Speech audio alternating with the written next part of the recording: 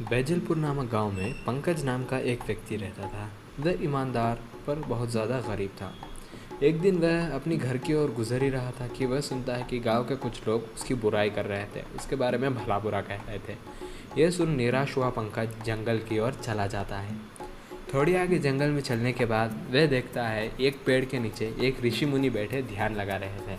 वह धीरे से उनकी ओर बढ़ता है और उनसे जाकर पूछता है, स्वामी, मुझे बताएं, क्या मेरा कोई मूल्य नहीं है?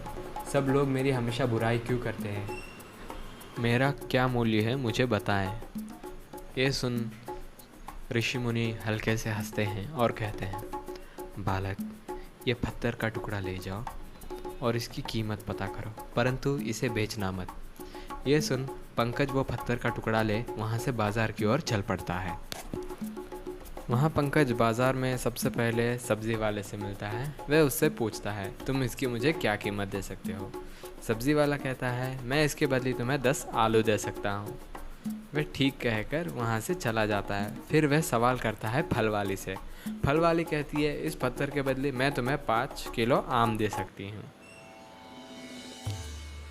फिर वह थोड़ी आगे जाता है और उसे सोनार की दुकान दिखती है। वह सोनार के पास जाकर पूछता है कि आप मुझे इसकी क्या कीमत दे सकते हैं अगर मैं ये बेचना चाहूँ।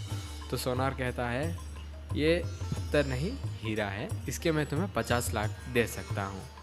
यह सुन पंकज कहता है, ठीक है, मगर मैं बेचना नहीं चाहता। वह कहकर वहाँ से निकल जाता है और फिर वह जाता है जौहरी की दुकान में। जौहरी कहता है कि ये कोई मामूली पत्थर नहीं, ये मणिक है, ये अनमोल है, इसकी कोई कीमत नहीं।